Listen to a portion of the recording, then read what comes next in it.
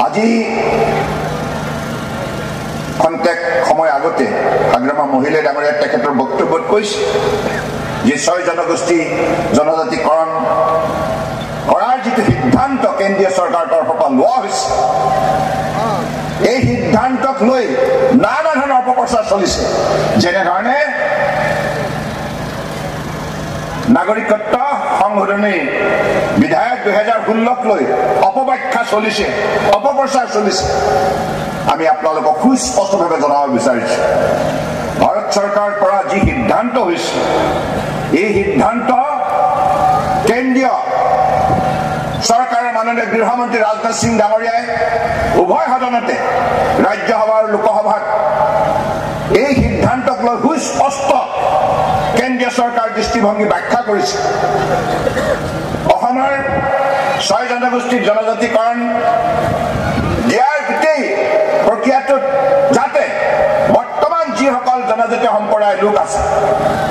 তেখেতসকলে অতদিনে ভোগ কৰি অহা সাংবিধানিক সা সুবিধা কিঞ্চিত মানে যাতে আঘাতপ্ৰাপ্ত নহয়, ইয়াৰ প্ৰতি দৃষ্টি ৰাখিয়ে 6 জনগোষ্ঠী জনজাতিকৰণ দিয়া হ'ব। অৰ্থাৎ বৰ্তমান যিসকল জনজাতীয় সম্প্ৰদায়ৰ লোকে যি সাংবিধানিক বিধি ব্যৱস্থাৰ দ্বাৰা সা সুবিধা লাভ কৰি আছে, সেই সা সুবিধা আগন্তুক দিনত সকলো সময়তে তেখেতসকলে ভোগ কৰি থাকিব পাৰিব।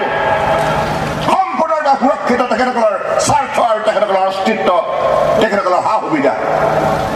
গতিকে এইক লৈ অপব্যাখ্যা কৰা উচিত হোৱা নাই, কাৰণ আমি জনজাতি অজনজাতি সকলোৱে মিলা প্ৰীতি একেলগে মিলি অসমৰ ভৱিষ্যত নিৰ্মাণ কৰিব লাগিব।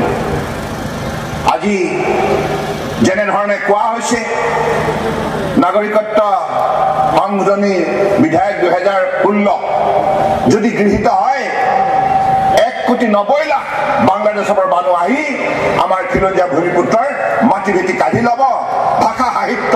সম্পূৰ্ণৰূপে বিপদাপন্ন হ'ব, অস্তিত্ব বিলীন হৈ যাব। সকলো বোকাত মিছা কথা। আমি বাৰম্বাৰ এই কথা সুস্পষ্ট কৰি আহিছো। যোৱাকালি মাননীয় প্ৰধানমন্ত্ৰী ডাঙৰীয়াও তেখেতৰ বক্তব্যত সুস্পষ্টভাৱে জনাইছে যে এই বিধেয়ক গৃহীত হলেও ইয়াৰ বাবে কেৱল অসম তথা উত্তৰ পূৰ্বাঞ্চলে ইয়াৰ দায়িত্ব ল'ব নালাগে, সমগ্ৰ ভাৰতবৰ্ষই ইয়াৰ দায়িত্ব ল'ব। আৰু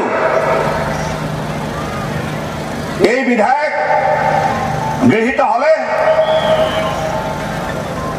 পোনপটীয়াভাৱে কোনোবাই নাগৰিকত্ব লাভ কৰিব এনে কথা হ'ব নোৱাৰে। কাৰণ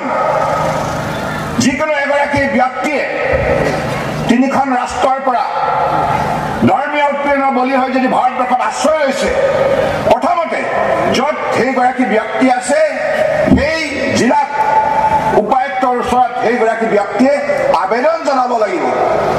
ৰাজ্য চৰকাৰে সেই ব্যক্তিগৰাকী আবেদনৰ ওপৰত জিলা পৰ্যায়ত পৰীক্ষা নিৰীক্ষা কৰিব, ৰাজ্যিক পৰ্যায়ত পৰীক্ষা নিৰীক্ষা কৰিব, তাৰ পৰৱৰ্তী সময়তেহে কেন্দ্ৰীয় চৰকাৰলৈ প্ৰস্তাৱ প্ৰেৰণ কৰিব। অৰ্থাৎ নাগৰিকত্ব দিয়া নিদিয়াৰ সম্পূৰ্ণ দায়িত্ব ৰাজ্য চৰকাৰৰ। গতিকে এই ক্ষেত্ৰত কোনোৱে চিন্তিত আৰু শংকিত হ'ব নালাগে। আমি বাৰম্বাৰ কৈ আছো, অসমৰ বুকুত যিখন চৰকাৰ ভাৰতীয় জনতা পাৰ্টী নেতৃত্বাধীন মিত্ৰজোঁটৰ চৰকাৰ, এইখন চৰকাৰ সকলো সময়তে সকলো পৰিস্থিতিৰে খিলঞ্জীয়া ৰাইজৰ স্বাৰ্থ সুৰক্ষিত কৰাৰ বাবে দায়বদ্ধ আৰু প্ৰতিজ্ঞাবদ্ধ। আমাৰ মাটি, আমাৰ ভেটি,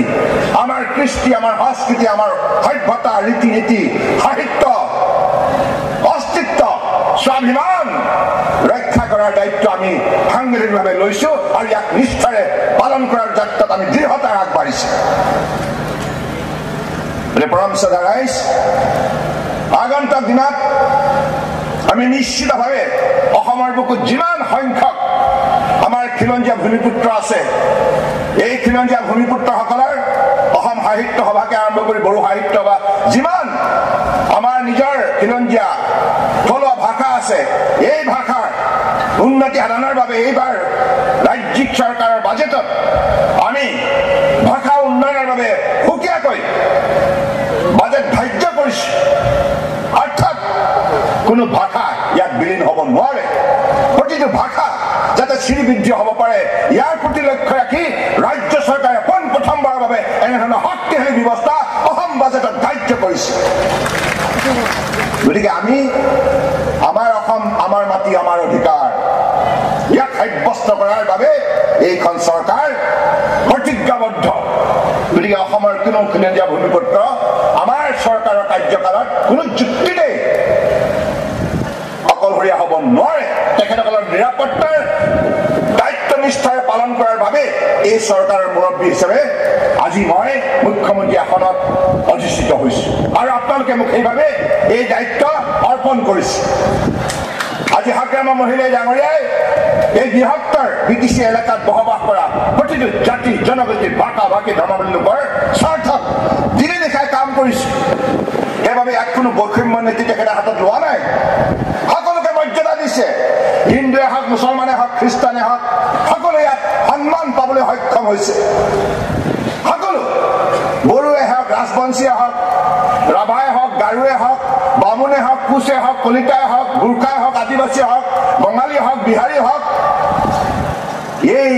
বৃহত্তৰ বিটিচি এলেকাত সকলো সুৰক্ষিত হাগ্ৰামা মহিলা ডাঙৰীয়াৰ বলিষ্ঠ নেতৃত্ব কোনে চিন্তা কৰিব নালাগে সকলোকে নিবনুৱা সমস্যা সমাধানৰ ক্ষেত্ৰত তেখেতে সকলোকে সমদৃষ্টি ৰাখি সা সুবিধা প্ৰদান কৰিছে কোনো ডিছক্ৰিমিনেশ্যন কৰা নাই এখেতে কেৱল বড়ো সমাজৰ কাৰণে কাম কৰা নাই আৰু এখেতে কেৱল বিটিচি এলেকাতেই নহয় ডিব্ৰুগড় বিশ্ববিদ্যালয়লৈ গৈছে তাতো অনুদান দিছে যলৈকে গৈছে মাজুলীলৈ গৈছে তাতো অনুদান দিছে অৰ্থাৎ বড়োসকল যে সাৰ্বজনীন চিন্তা ধাৰাৰ গৰাকী এই কথা তেখেতে কামে কাজে অসমৰ মাটিত প্ৰমাণ কৰিছে আজি সেইবাবে হাগ্ৰামা মহিলা ডাঙৰীয়াৰ জনপ্ৰিয়তা বৃদ্ধি হৈছে ই কেৱল বিটিচি এলেকাত সংকুচিত হৈ থকা নাই সীমাবদ্ধ হৈ থকা নাই যলৈকে গৈছে তিনিচুকীয়া হওক মৰাণ হওক মটন হওক আহোম হওক কোচ হওক কলিতা হওক সকলো মঞ্চত থিয় হৈ সকলোৱে হৃদয় জয় কৰিবৰ বাবে দৃঢ়তাৰে কাম কৰিছে এনেধৰণে আমি অসমৰ জাতি গঠন প্ৰক্ৰিয়া শক্তিশালী পথ গঢ় দিয়াৰ নিমিত্তে